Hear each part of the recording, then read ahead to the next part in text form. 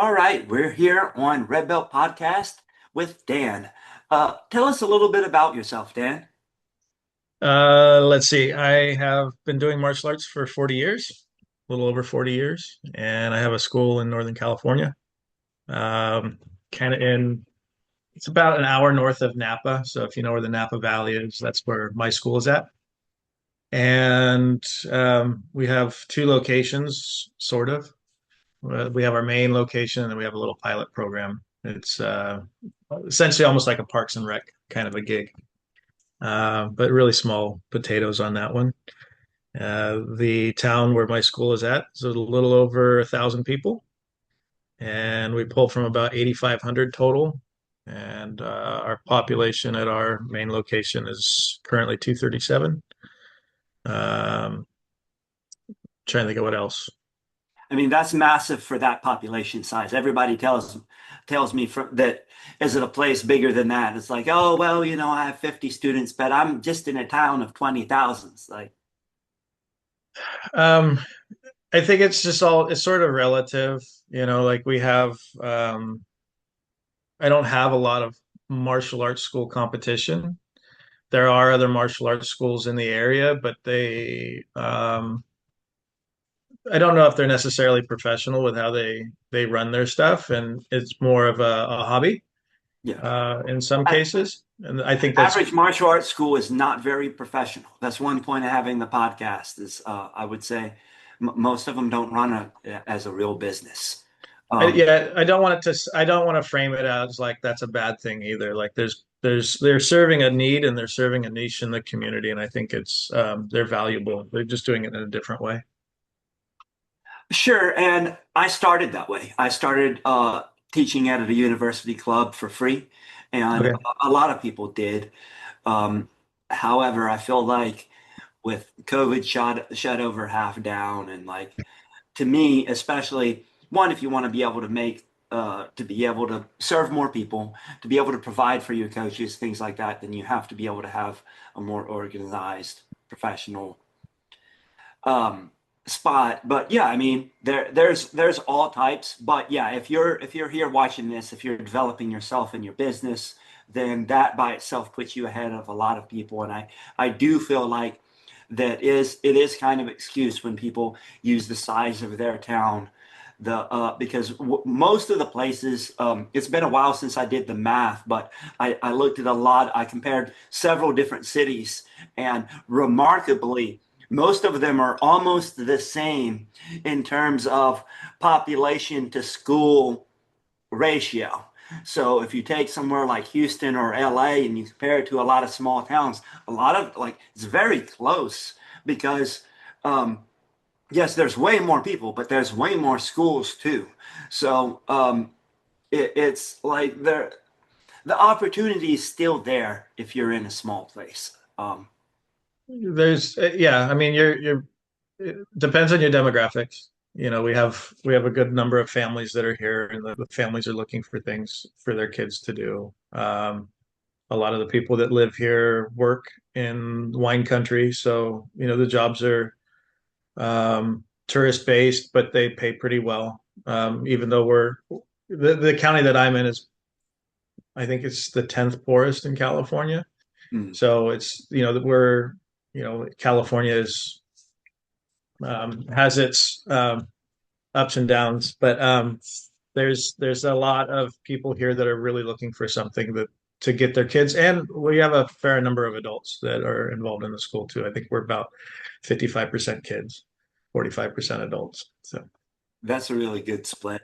Um, so um, when I heard you moving on to different topics, I heard Dan speak at an event recently, and he talked about AI. And as some of the listeners know, I have Red Belt and sneak peek. One of Red Belt's plans in the future is to be the first or one of the first. I think right now it would be the first martial arts CRM that actually exposes all of its APIs or most of them to the AI so that you could basically run it with AI in other industries.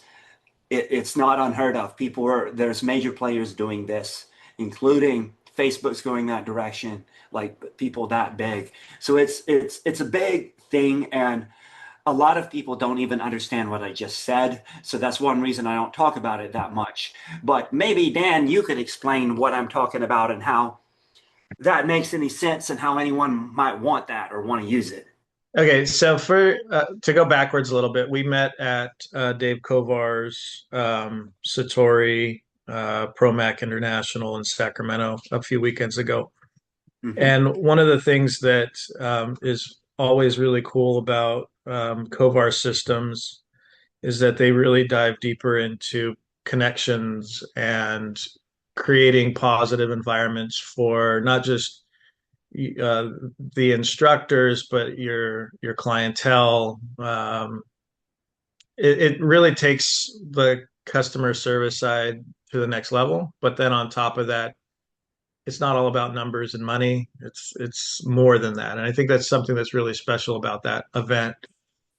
And so, with that in mind, I was asked to teach a class, and I what I wanted to do was showcase some of the stuff that I do with artificial intelligence, and what you were talking about with APIs really has a lot more to do with our client management systems, our CRMs, and at this point, if you're running a professional school, you're probably not using an Excel sheet. You know, there's lots of different options that are out there that are, help you manage your system better than like a QuickBooks program would. Hmm. So from that standpoint, they all have different levels of integration. And what you're talking about with API is an access point that you can get with your system. So I use Spark currently. And so there's certain things about Spark that you can interface and interact with other things, other software systems. And then there's also a lack of interaction too that it takes place. And so one of the things about AI is getting it to the point where we can utilize AI to make our lives easier. So that way we can do what we love to do. Like I didn't sign up so I can look at profit and loss sheets and analyze those things and look at, what my MIA looks like. I didn't do that either. It's really more about I signed up to teach martial arts because this is what I love doing. And what we're seeing now with the CRMs and the AI integration, hopefully it changes sooner rather than later, is that AI will allow us to do more of the things that we love to do, which is get on the mat. And it'll help us take care of some of the other minutia that we have to do as a business owner. I 100% agree, and um, I plan on Red Belt leading the way, but like I really think at some point it's going to be just like go without saying that basically every relevant player is going to allow it because it's such a big deal, um, because it can help you run a lot. And I think well, in all these tools, they all say the same things. All say what you just did. Their kind of goal is to help you do more of what you love, because that's what a martial arts like. This is almost always a passion-based business. You don't hear very often. It's like, oh, why did you go into martial arts? Well, I figured it makes more money than like. No, that's not. That's probably not why. If so, I'm not sure if you made a good decision. Um, you may have been mistaken. Um, but I mean, you can make good money in martial arts, but I don't think that's a good reason to go into it at all. The electric company does expect cash as payment, not goodwill and hopes and prayers. So, like, we do need to make money. Um, but yes, most of us don't want to spend all day doing MIA calls. But I do care about my students, and I don't want them to just fall off. So like something's got to do something. What do you think about the human touch though? Because um, like that's still pretty important in this space, right? It's the most important thing. One of the things that maybe you've seen it, maybe your viewers have seen it. If you look at how people don't interact anymore. You go to the coffee shop and what are they doing? You have a couple sitting across from each other at the table and they're staring at their phones. Um, you know, Kids are being handed screens earlier and earlier. Your social media, the news that you're receiving, um, most publications, it's hard to tell if what I'm reading is actually factual or if it's just there to grab my attention. So where I'm at with it, and again, going back to the Kovar's Ascend or not Ascend, Promac International was, talking about how we can utilize AI, but it's really to free us up to make more connections with the people that we want to be connected with, and in real empowering ways too. Um, People want to know you. They want to know that they're supporting a business or a person that has their values, shares their values, at least the majority of them. And that when they shop around and they're looking for somebody who's genuine. Um, the more we use AI on the front end, the further we get away from that. And I think it's super important to keep that in mind, whether it's automations or it's AI or it's like your own social media feed. Like, how are you doing that? Are you just typing something into chat and say go, and then it's got like 5 million emojis? Like, nobody reads that because they know it's not a real person behind it. So it's good to have that, and we need that. And I think um,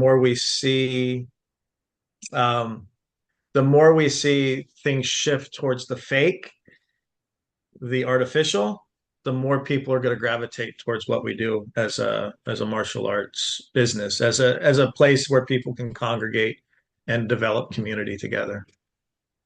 Yeah, I do agree. I do.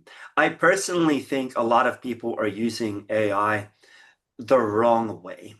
And that's an opinion, but I think the right way is the way less people are using it, which is like you're saying, like for back end management, as a assistant um, to you to see what's going on, to help make the CRM make more sense, to even listen to your appointment setting calls and sales calls rather than make them. Listen to them as like, hey, did you abide by the process we normally do? It's like, hey, where did that go wrong? Sales training, things like that. That's what I'm looking to more build in rather than, hey, AI answer the phone. Which is AI answering the phone better than a voicemail?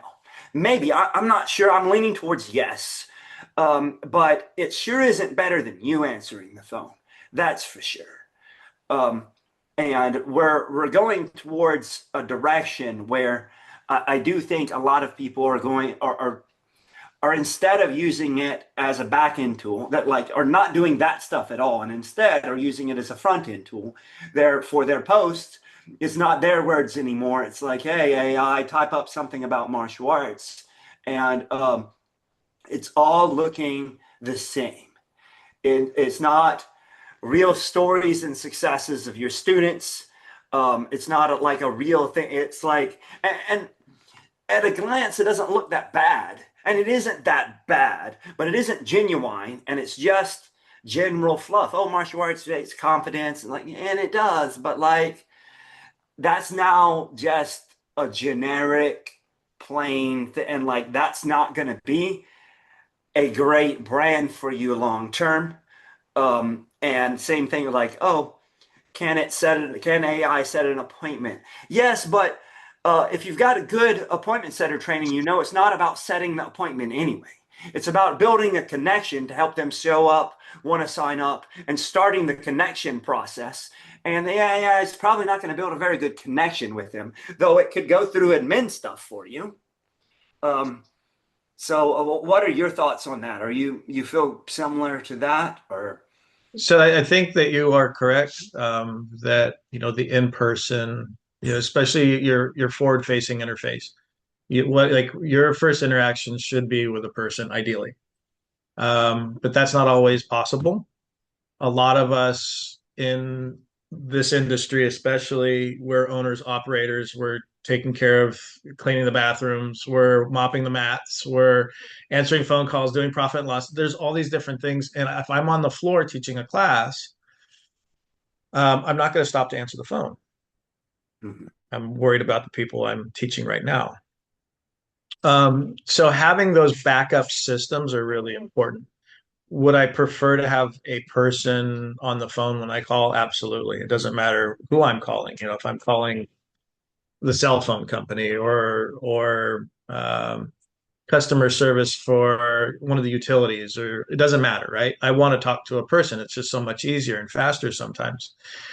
But a lot of times I think people, one, are no longer getting that experience. They're getting a different, more direct, automated, faster experience. And that's what they're becoming more accustomed to. So, yes, I agree. Having somebody pick up the phone is important. However, speed and the ability to answer their questions when they want them answered is probably as important as having an actual person on the front end of it. And you're right. There's no, I mean, you could have a voicemail set up or an old school answering machine if you're that way. But I don't think anybody really, I mean, there's some people that are going to leave a message, but most people move on to your competitor. So through systems, especially like through AI now, you can give them the opportunity, like, hey, you can leave a message and somebody will get back to you. Or if you want the information now, we can give that to you now. And we can even book the appointment for you now. And that gets them moving forward in the process. And I'd rather have them have that option than just go to voicemail. Yeah, we're in agreement there. So here's kind of an age-old question. When you say give the information, what type of information do you, whether it's you or an AI, what type of information do you want to give them? Like, do you want to give them the price over the phone? And does the fact that the AI is there change that statement? Yes, as transparent as possible. You don't necessarily have to give them your exact prices, but giving them a price range. You know, I know a lot of people have they have varying prices based on whether you do paid in fulls or if you sign up for 12 months or if you just do like a 30-day program or, drop at any time. There's different price ranges. So being upfront is super important. People are used to looking up the price. I mean, like you can look on Amazon right now and it'll tell you like how much boxing gloves are.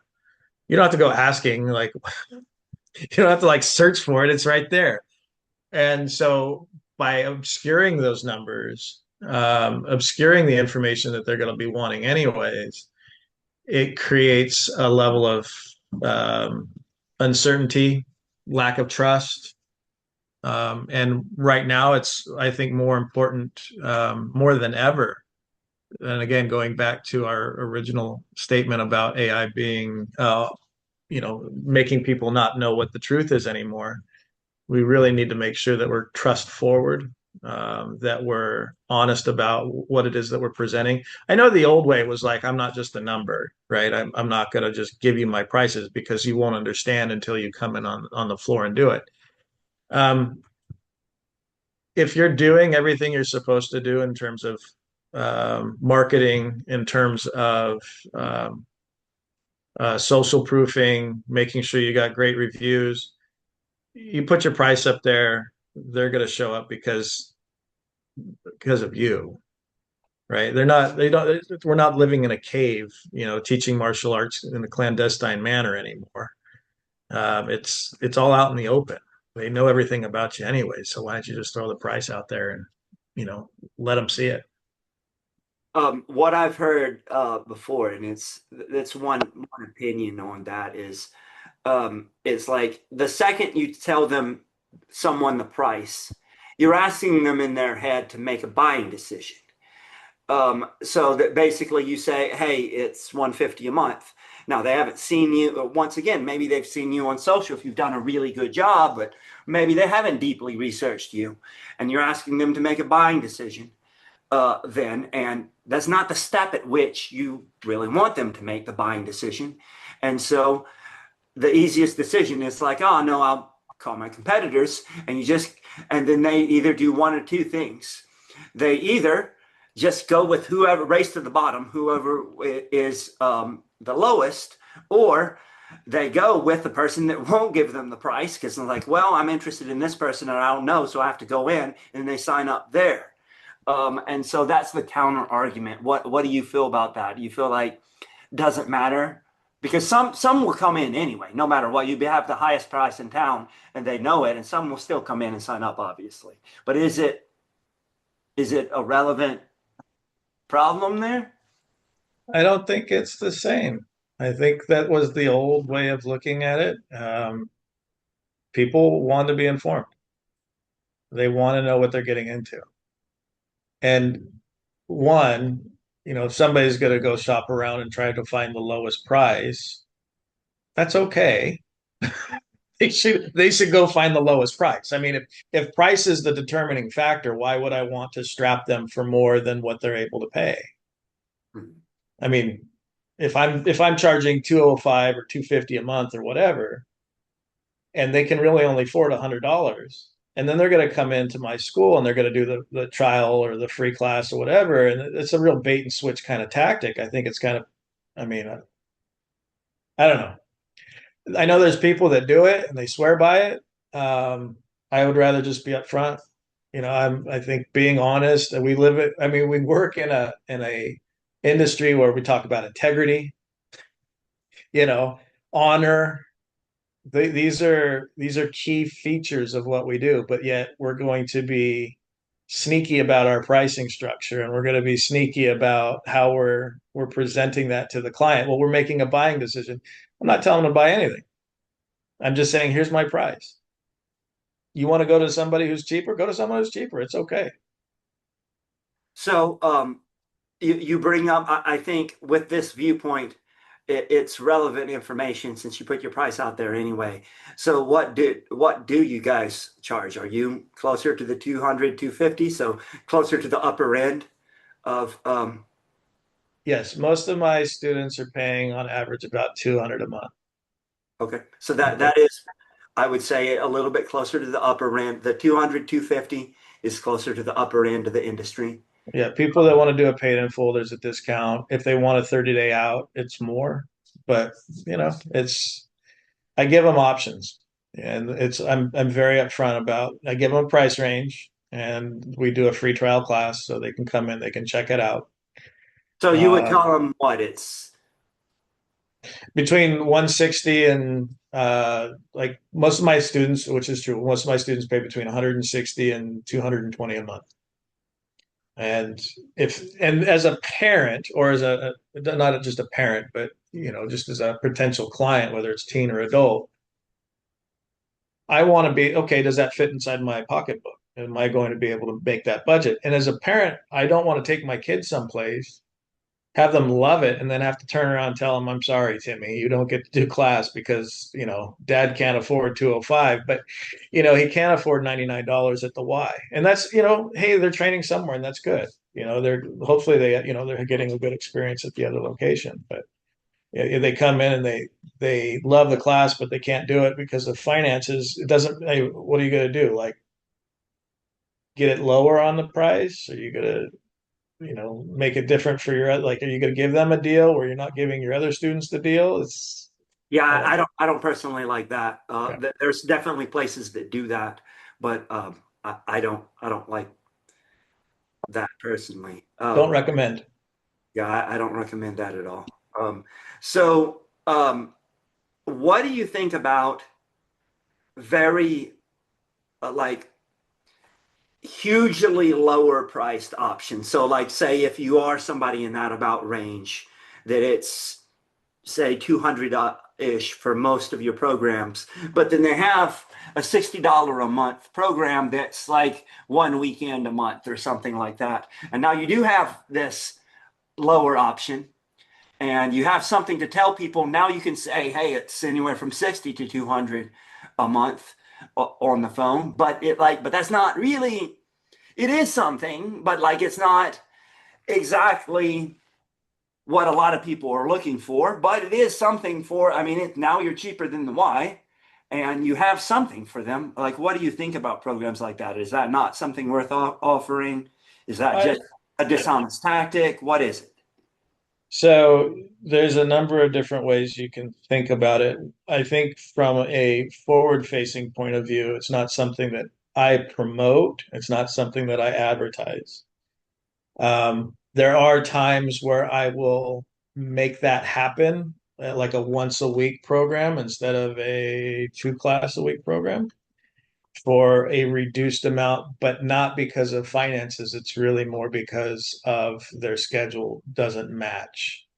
And so justifying, the program at two classes a week, they can't make it kind of thing. But it's not something that I set out there like, hey, it's $99 a month for one day a week because then people will just snap that one up. Well, Timmy's doing karate now, so it's great. And, Yeah. they'll always take the $99 a Yeah, if you month have some, option. that's an issue with that is if you do have that, you might lose almost all of your sales to that, even if that isn't the program that best serves the customers. As a Though, as a or as a, you may an not. adult, as a parent though, like you don't even care. I mean, you do. Some parents care, but most of them just want to say, well, yeah, Timmy's doing martial arts, Hmm. and that's all, and they check off that box.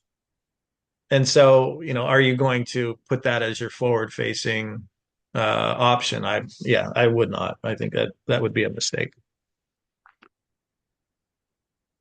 Okay, so you were talking about also a little bit earlier, like the importance of a good customer service Hmm. experience, and well, we were just talking about like how that works over the phone, but changing gears here, like, is there you talk about the, and so by the way, I really like the event that I just went to, but I don't have any other. I heard about it a week before from a friend of mine, another podcast guest, Scott. For those of you guys that haven't watched that one, that one's the previous one. You should go watch that one. But um, it's I liked it, but I'm not very familiar with in general their all of their mindsets of like different customer service, customer service first emphasis. So, like, can you give me some like finite things on examples of like how you can do that? Because I think most of us in the industry want to say, yeah, hey, we do the best customer service. Like, I don't know if we all do, but everybody wants to. Yeah, I don't. That's a tough one to define because I think it's a very culture driven kind of thing.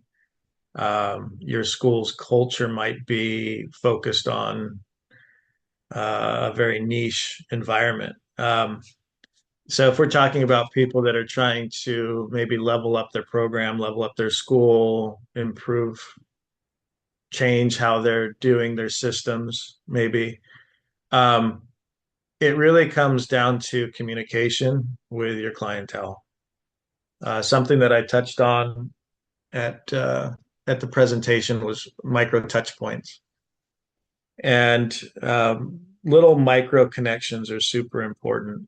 I think a lot of people think that a positive customer experience is one thing. You do like the blowout belt promotion, or um, you teach this amazing class or whatever. Those are all part of it, but how do you connect with your clients a little bit all the time? Some of this is inspired by my own personal life. My mother-in-law has Alzheimer's. She's got, she moved back in with us in January, and she needs 24-hour, 7 day a week supervision and care. And so my wife has family, but they're not able to take care of her. So my wife is doing all this.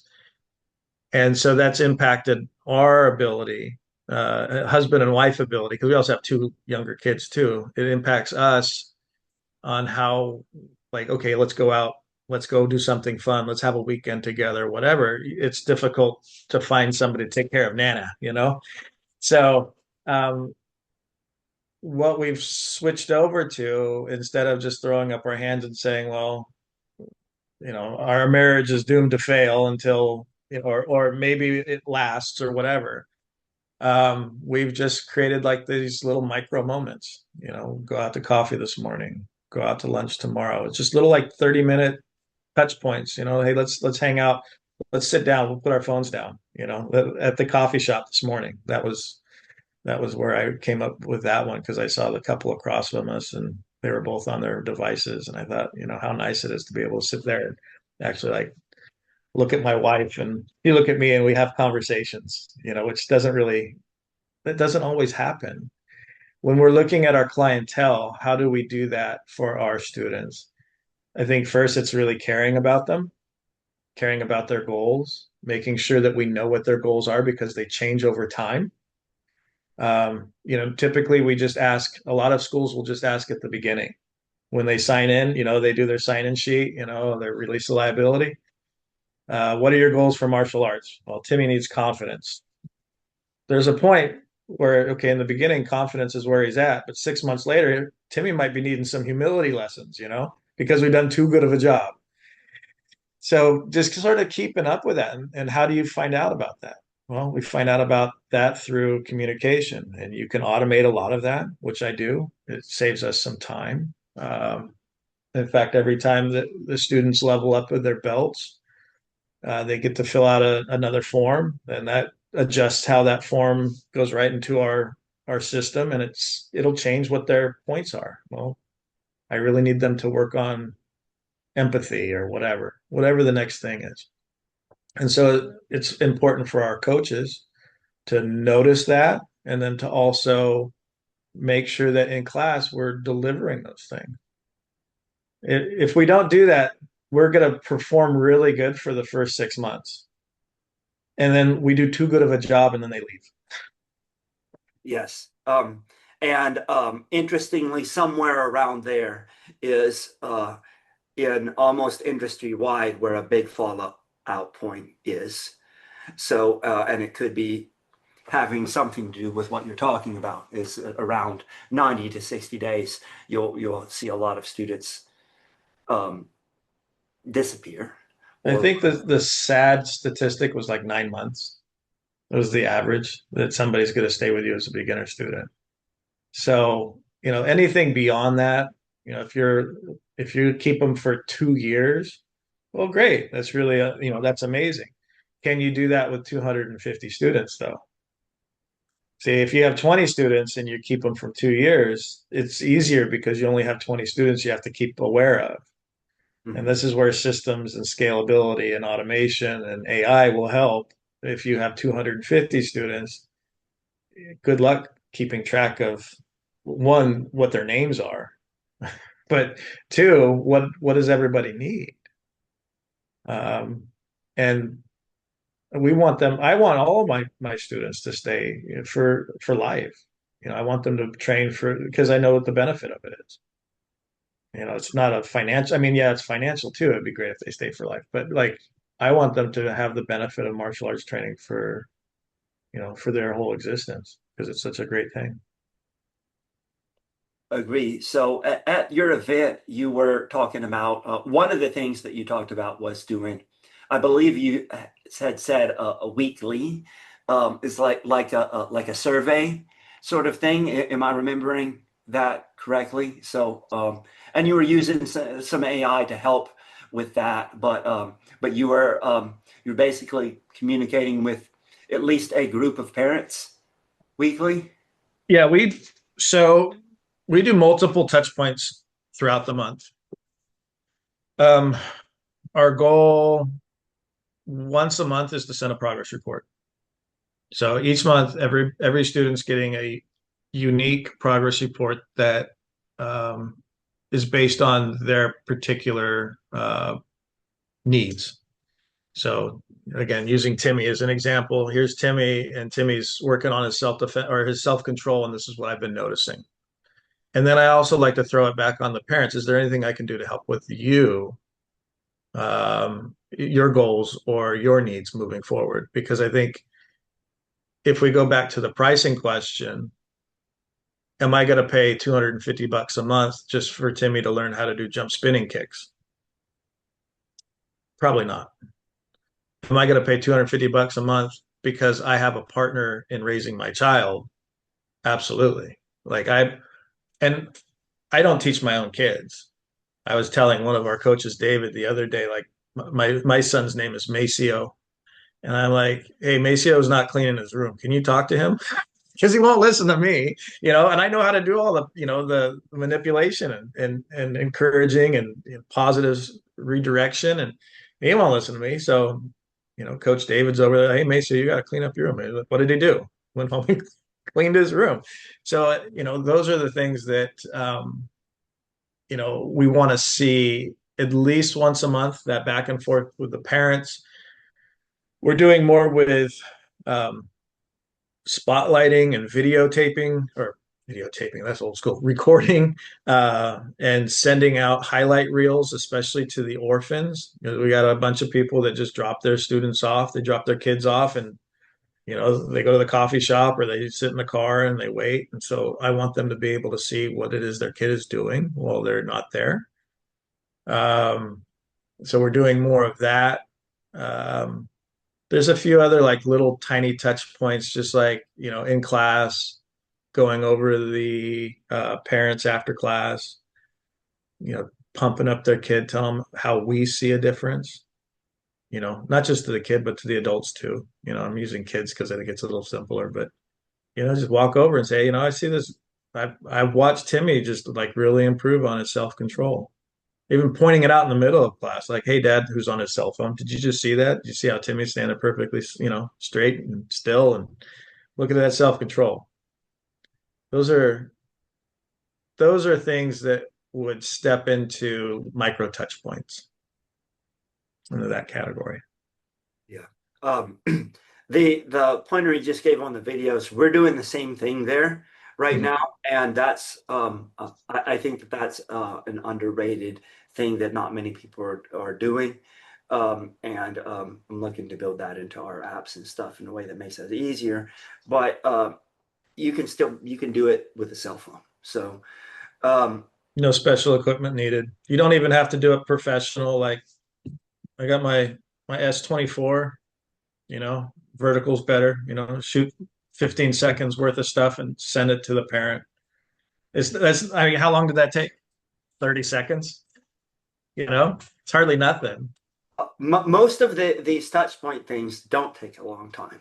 That's the thing. And one at my school in particular, I would say that the while we're doing good with the video and special things like that, more we could use more touch points with parents with on like that are not about, because we teach jujitsu, that are not about just like, oh, look how much better little Timmy's doing at his armbar, because who really cares? The parent, maybe Timmy cares, but parent really doesn't care. Oh, his technique's getting better. Yeah, like you said, it's like it. Okay, you want to pay that much to learn a jump skin kick or an armbar or whatever it is. Like, what if it's really good? Still man. Like still man. It's like, okay, well, and we do like hey, that is cool that you're getting better at that thing, but like how valuable is that really? So instead, like zeroing in, like what is being a partner to the parents is so valuable that even at the upper end price of the industry, even $250 all of a sudden doesn't sound like that much, if you can actually um, give them something that's tangible to their everyday life. Because self-defense is great, but like in reality, your kids shouldn't be in a lot of fights. If they are in a lot of fights, it's not really a self-defense technique question. It's some other personal development question, most likely. Right. So you're not going to be able to see their progress in self-defense competition, like, because that shouldn't be happening. Now they could do tournaments and stuff, but once again, do the parents really care about that? What they care about is, yeah, are they cleaning the room? Are they talking back or not? Um, do they seem like a polite, well-mannered human that can get along in society? Are their grades doing good? A lot of parents care about that. Some parents don't care. Um, Those are like the key issues. I think when people look at, and it's ultimately they come to us, I think, because of, martial arts gives people, regardless of whatever that system or that style is, it gives people the discipline and the confidence. Whether it's jujitsu or it's Muay Thai, it doesn't matter. I don't teach traditional martial arts. We do jujitsu and Muay Thai, a little bit of wrestling and judo. I have a fly that just really loves me. I can eat the chopsticks. And so from that standpoint, like when people bring their kids or they bring themselves to us, they're coming because they don't fall into the same categories like soccer, baseball, t-ball. They're looking for something different, and that's why I think where we shine is, yes, we still have to be able to have our students defend themselves or put the gloves on and showcase it, right? But it but what the parents also really want to see, and not just the parents, but the individual students, the teens and the adults who are in our program, they want to know that they're going to be able to defend themselves. They're going to see that. They want to know, like, okay, if my kid gets jumped, are they going to be able to whoop on somebody who deserves it? With this fly, send it to Valhalla. oh, did you get it? There you go. Yeah. Well, yes, it's done. Oh, that's good. Twitching. You're talking about how modern we are, but then we go back to the fly and the fly stick, I know. chopsticks. Yep. So, Yep. yeah, I do think that a lot of the more modern martial arts, like you're an example of this not being like the case, but some of these more modern, hey, you go to a BJJ school, I think a lot of parents think, hey, a Taekwondo school may be better at these other things that are important. Like, hey, at this point with the UFC, many people do think that, like, hey, jiu-jitsu and Muay Thai might be better in a fight than Taekwondo. But most parents do not care about that. That's why Taekwondo schools still do good for kids. And um, BJJ, Muay Thai, you could still definitely do all the stuff that you're talking about. And um, I'm looking to do even more because we do a little bit better with, like, oh yeah, showing them, hey, your child is progressing in a way that they can help them with self-defense. Yeah, but that's one little thing they want. And once they have that, soon they may be gone. But it's like being that partner and like helping them, like confidence, cleaning up their room. I feel like a lot of the more modern martial arts uh, don't do that as much. That's more like Taekwondo or other, or really nowhere. A lot of places don't do so well with that piece. Um, do you think that's true? And like, how can we do better with that? I mean, I don't know from an industry point of view. I know what is important to me as a parent, and I know what's important to my students. Um, Kind of going backwards a little bit on the conversation, just to be clear, not every parent's going to be a little bit different, which you've experienced that. I think the moms, particularly, not to stereotype, but the moms particularly want it to be something where we're talking about character development. Yes, I agree that you hit. Dads are a little bit more focused on, is my kid going to make it into the cage matches or not? Yeah. I mean, and if one was to lean a little bit more the other way, it does happen from time to time. But most of the time, when you see the dads on the floor, they really want to know, is my kid going to be the next, you know, UFC star? And the Or, answer is no. That's not why we're here. right. Or at least be able to defend themselves, where Right. mom may not even be that, because like, oh, Limbo is nice. He won't get in any fights. It's like because mom wasn't deployed and doesn't understand how the world works, and that Timmy may be in a fight. His possibility of going from 5 to 90 and never being in a physical confrontation isn't that high. Um, so Percentages are really low. And I used to work in law enforcement for a minute.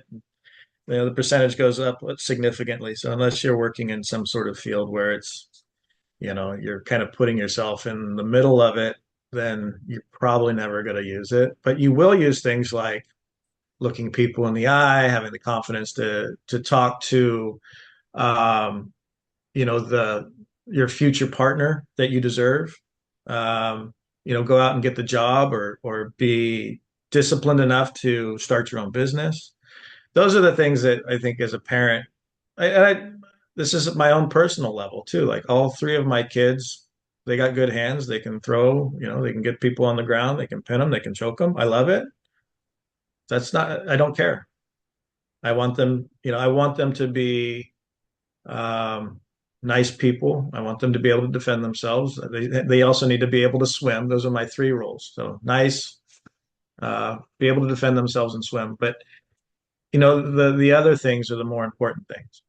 It's that, do they have the discipline? Do they have the confidence? And regardless of style, martial arts does have that. It's intuitive. And I think this is going back to your original question is like, how do we do this better? It's really looking at how it is that you teach and just pulling those little pieces out and saying, okay, this drill can be confidence or it can be discipline, right? It could be either because it really can, right? And we Is could say, pointing okay, is what's pointing that? that out to the student and parent important, or is it leaving it as, hey, you're getting this benefit whether I point it out or not, fine, or it needs to be pointed out? Those are the touch points that need to be said because you'll have parents that don't ever see it because they're on their cell phone or they're in their car. You have other parents that will not necessarily see it, even if they're staring at it. One of the students, he's no longer training. He was doing baseball and then he's going to jump back in during this upcoming month. His dad's on the older side and the kid's name is John. And he's got two other brothers that were coming to class too. And this dad would not stop riding John. Just like just from the start of class, John, John, John, John, and just like on this kid. And one of our coaches was like, I don't know how to deal with it. Like, what am I supposed to do with that? I said, I want you to compliment John on everything he does. Every single thing. So he starts complimenting John. Hey, great stand. Look how you're standing at attention, John. High five. Good running, John. Hands up. I love it. Look at those, great duck walk, John. All these high fives. And then so dad shuts up and he's like, Patrick, Patrick. He's going after the other son after that. He's no longer about John. He's about Patrick. You have to point it out because the parents don't necessarily see it. We look at our own under a microscope. We look at our own with a different kind of lens. And so pointing out to the parents like, hey, your kid is improving. Hey, your kid is doing a good job. Hey, your kid is excelling in these areas. That needs to be spelled out for about 99.9% of the parents. I really like the way you dealt with that in that example because a lot of instructors would deal with that in a different way that I don't think is nearly as good as the way you did it. A lot of them talk to the parents and are like, hey, dad, we got this and whatever. And I'm not saying that you can't say that, but that's like I've heard even taught. It's like, hey, just tell the parent, like, hey, parent, we've got this. Hey, when you speak, your kids, your voice is always going to be in the forefront from your kids, so there won't be a paying attention to different things like that, right? But instead, you kind of ignored that altogether and dealt with the underlying, because the problem with that is, um, sure, you got dad to quit yelling, but you just internalized it because inside, dad is still screaming and is unhappy, and you may lose this student. Instead, you dealt with the actual issue, which is dad doesn't see the progress and the value. And I do think that that's an area a lot of us could do better at, because like these touch points and communicating that, it's like if you don't intentionally do it, it does not get done. Just because you're doing a quote good job teaching your style does not mean, and the child can be getting the benefits, but that doesn't mean the benefits are being communicated and they're able to see it. And yeah, I've heard of different things like, oh yeah, you do these videos and before and afters. So at a cancellation talk, when you're talking about they're not whatever, you can like see all the progress you made, but that's not the right time because like maybe you can save it and maybe you can't, but like you've let this person stew and be unhappy enough that they want to cancel, and now you're presenting the proof that you've done this. Why didn't you present the proof earlier? When they come at you with a quit, it's kind of done. You know, I mean, if you've ever been in a relationship where your girlfriend left you, your boyfriend left you, or whatever, when they say I'm done, it's not like you can come back and say, "Well, give me another chance." They've made up their mind. They probably made up their mind 3 months ago. They just didn't know how to say it, and they just didn't know when the right time was, and then eventually it became the right time. So I think looking at the whole thing with recording people to throw that at them as they're leaving. I've never heard that. I think, it probably saves a few people, but wouldn't I rather just focus in on, you know, I got I got these three students that, are struggling lately. Maybe I should just dump some, more energy and time into these three and get them kind of pumped up and make them feel like rock stars for the next 3 weeks, and then come back to it and see how they do. Just being in tune with like, who's showing up, who's not showing up. Those things are important too. Like if I'm not showing up, I'm not learning, I'm not progressing. I'm on the verge of quitting. Things like that. Well, and is that about MIA calls at that point, or is that about something else? In terms of what? I don't understand the question. You're saying, well, you're it's about paying attention to who's not showing up. And so, say you've noticed, okay, so whether you use tools or you just your brain noticed that little Johnny, he's not here very much anymore. He's gone. But he hasn't filed any cancellation. We haven't heard any complaints, but we're probably about to. Um, so is that about calling little Johnny's parent? Um, is it about something when he does come in? Um, like when you're saying it, hey, it's important to identify that. Okay, you've identified it. Now what do you do? Yes to all of it. If you have a student that is missing out on regular classes, let's say they were coming 3 times a week, they're a rock star. They love it. And then they're 2 days a week, and then they're 2 and 1, 2 and 1, 1, 1, 1, 2, 1, 0. That's how it's like watching you know, the EKG, slowly, it doesn't just fall off. People slowly just die, that's how it looks. Not so you have to be attuned to the actual number, how many they're coming to. And again, if you have 20 students, it's easy to see when, Brian's not here today. Why not? I don't know. Let's give him a call. Everybody's calling Brian because he's always here, right? We only got 20 students on the floor, right? This is going to be a lot tougher when we have 200, and that's where systems come into place. So you have your systems, and your systems will sometimes, well, they'll tell you if they are coming once a week. That's usually how most of the CRMs work. And if they miss a week or they miss 7 days or whatever, it'll flag them for some reason. And then that's how you'll know. You Going back to the AI thing, you can actually take one of the things I really like to do, which I don't think I mentioned in the presentation at Covars. I'll take 3 months of attendance logs. I'll download that into a CSV file, and then I'll dump that into chat and I'll have it analyzed. And I'll say, give me the trends. Who's trending up? Who's trending down? Who am I at risk of dying and walking off the floor? Give me my top 10. And it'll give me my top 10 people that are wavering on their attendance. They may be coming once a week, but they used to come 3 times a week. It's not flagging in my system. And I have 200 people. How am I supposed to pay attention to that? Right? I thought they were here twice. Do I know that they were here twice? I don't know. So we start to see those things, we see those trends, and then we can flag that and say, hey, I noticed that Brian's not coming to classes often. I just want to check in and see what's going on. And it could be something like, oh yeah, he's out of baseball, right? Well, I should have known that ahead of time, right? If I was doing my job, I would have known you had baseball. It would be like, well, we're having a hard time getting him on the floor. It's a struggle every time. Once he's here, he loves it, but just getting him here is tough. Oh, okay, then we can have that conversation. Okay, what's going on before he comes to martial arts? Oh, he's playing with his friends. Well, yeah, I don't want to leave either. I want to hang out with my friends, right? So give him some horrible chores to do. Make him I don't know, pull weeds before karate. Then he's ready to go to jujitsu now, right? Now he's ready. So So you would tell a parent that? it's I think it's one of the things that we notice, and parents don't have the same kind of, oh, I don't want to say it the wrong way. The kid has more say in what goes on in the current generation of parents.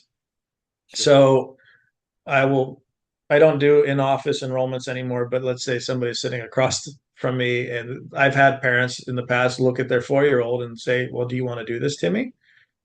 I'm like, "You're asking a 4-year-old, like, why are we having, like, I know what's good for my kid.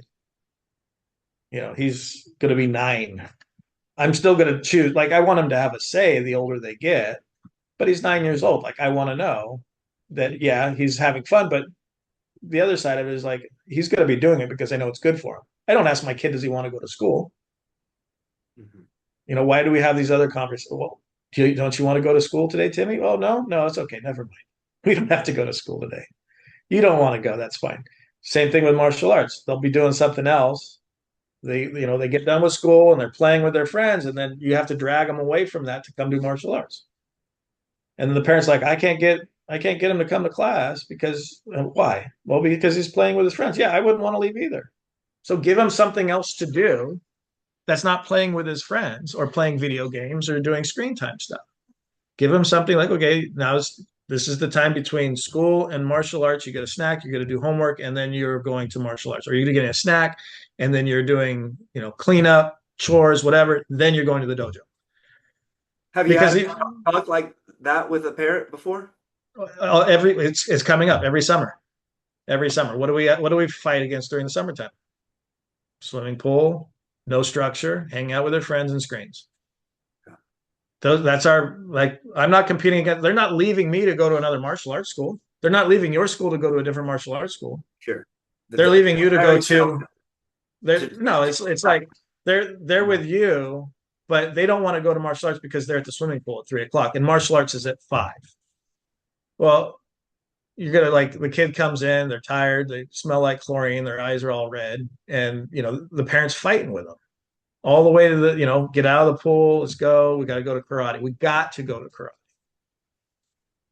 So, how do you change that with your parents? You have to have that conversation. You have to preempt the objection from the kid. Okay, you're going to get out of the pool earlier than what you normally would. You're going to have them, maybe it's nap time, maybe it's, quiet reading time, maybe it's chores time. You're going to give them that buffer, and then it's time to go to martial arts. That's interesting because I feel like most schools uh, are not doing that sort of thing. And like you said, that's that sort of thing is the number one killer. It's not anything. Um, I mean, people. It's kind of like there was an old military quote. It was like, "Hey, old soldiers don't die; they just fade away." Like same thing with students. Like they don't like most of them. They don't have a big turning point. There's no. I don't like martial arts. I'm angry about this. It's like, yeah, maybe somebody does a competition and gets really upset or something, but usually it's just they just fade away. Something else gets in the way. It doesn't seem important anymore to the parent. There's not enthusiasm there for the child. They go less and less. They go from 3 times a week to 2 times a week to one to zero to, hey, we want to freeze our membership for a little bit because of Yeah. some smokescreen objection, um, to, yeah, we don't want to unfreeze it. Um, and I think most people don't like little things like this. I don't, I don't think that's a very common because that's like telling them how to parent. Um, They right? need it. They need it though. Like, they don't know how to parent. I don't know how to parent. Yeah. I mean, I got three and I'm still learning, right? You're just learning all the time. I mean, each one is different. All three of my kids are different. So like how, what works for my oldest does not work for my youngest at all. And I can bribe my youngest, hey, you want to go to class? And she'll go, no, I don't want to do class. I said, well, I'll get you ice cream today. Oh, okay. She'll run in the dojo. She'll put all her gear on. She's ready to go for ice cream. And I'm cool with it. I don't like using food to bribe, but if it gets her on the floor and doing some stuff right now, then great. It's fine. I'm gonna be the bribe master. All I need. It's sometimes, and it's funny because parents these days there's some that are very disciplined with it, and some will be like, no, you're going to class, and this is what we signed up for. And others are like, they'll go into witness protection program. They're not answering phone calls. They changed their credit cards. They've done like Oh they're yeah, not even answering to like, hey, I want to talk to you about your kid. Are they doing okay? They won't even call you back. right. They made that decision to let ghost out. I mean, it used to be like we would have a conversation. Like people like, I want to quit classes. They don't even do that anymore. They just stop coming and they change the credit card number. It's like, okay, I'm going to see you at the store. I said at the beginning, like there's only that I have two stoplights and we only really need one in our town. So I'm going to see you at the store. It's going to be kind of awkward. I'm not going to get upset with you. Usually when I see them, I'm like, is everything okay? Like you guys just like dipped out. Oh yeah, just Timmy didn't want to do it anymore. It's like, oh, okay, that's cool, but man, you kind of hurt my feelings a little bit. I care about you guys, man. Oh, we'll come back. We're gonna come back. It's like, all right, cool. It's like what's funny is that they will. Like a lot of times they leave because of scheduling or because of finances, and we'll do a little reactivation thing. And I have two people that are coming back in this week. They were just out, and this is their birthday month, so I sent them a little, hey, happy birthday. We haven't seen you in a while. Why don't you come in and work out for a month? You offer them a month free basically for their Yeah, birthday or the yeah, foremost. former students and trials. Why don't That's you a come in? cool. That's a And cool. I got a lot of people that reactivate just off of that. I mean, they just have to get back in the habit of it. Remember what it was like to be on the floor and having fun. And I don't send it to everybody. There's some students that are off that list, but they just get the happy birthday. Hope you're doing well. But I have a bunch of other people who are like, yeah, happy birthday. We'd love to see you on the floor. How's the monthly class sound? No pressure. Yeah, no pressure. Yeah, I mean that's another good idea. So we had a lot of good ideas here, and I think this was a nice podcast. So do you have any closing thoughts for anybody? Gosh, I didn't even think about closing thoughts. Going back to, I think one of our original thing was, you'd said something about getting into the martial arts business. It's not for the money, and that should know your why. Why are you doing this? You're doing it because you want to make your your community better. Are you doing it because you love the martial arts and you want to share it? Are you doing it because um, want to propagate your instructor's legacy? I don't know. Everybody's got a different reason, but know your why and just sort of stick to that, because there'll be times where, yeah, okay, money's good. There's other times where money's not good, and so then you have to. Well, if your original reason was the money, you're scratching your head going, why am I doing this? Because that was your why. So your why should be the your north star, your compass, all of it should really know what that is and stick with it. Awesome. Thanks so much, Dan. If anybody wants to reach you or see more of your things or anything like that, is there anywhere that they should go or follow you at or anything like that? Yeah, I'm on social media. I'm on Facebook, Dan Tyrrell, Tyrrell. So there's two R's, two L's. Or you can email me.